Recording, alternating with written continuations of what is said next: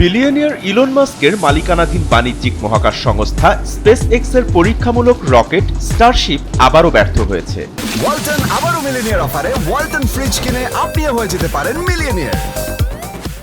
Texas থেকে মহাকাশে যাত্রা 30 মিনিটের মাথায় রকেটটির সঙ্গে সংযোগ বিচ্ছিন্ন হয়ে যায়।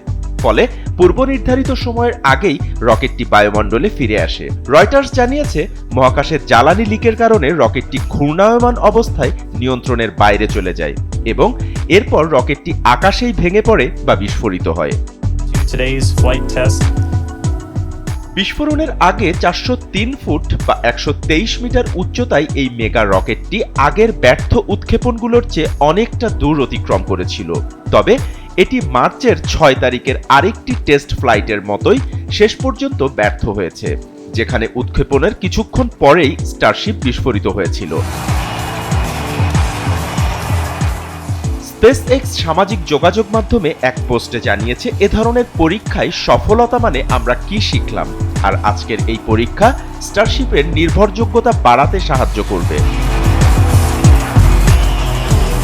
স্পেসএক্স এখন পর্যন্ত 8টি সমন্বিত স্টারশিপ টেস্ট ফ্লাইট সম্পন্ন করেছে, যার মধ্যে 4টি সফল হলেও বাকি 4টি বিস্ফোরণে শেষ হয়েছে। প্রতিষ্ঠানটি তাদের ফেইল ফার্স্ট লার্ন ফার্স্ট দৃষ্টিভঙ্গির উপর আস্থা রাখছে, যদিও তারা স্বীকার করেছে যে অগ্রগতি সবসময় লাফিয়ে আসে না। সম্প্রতি FAA বছরে স্পেসএক্স এর 25টি উৎক্ষেপণের অনুমতি দিয়েছে, যেখানে আগে মাত্র 5টি ছিল। পরিবেশবাদীদের আপত্তি উপেক্ষা করে এ অনুমোদন দেয়া হয়েছে।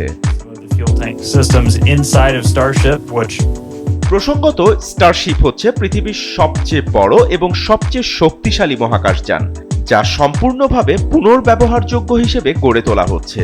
এই প্রকল্পে ইতিমধ্যেই ইলন মাস্ক $1 বিলিয়ন বেশি বিনিয়োগ করেছেন।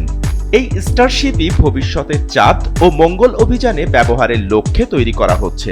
মাস্কের ঘোষণা অনুযায়ী মানবজাতিকে বহুগ্রহবাসী করার স্বপ্ন বাস্তবায়নে স্টারশিপই মূল বাহন হিসেবে কাজ করবে।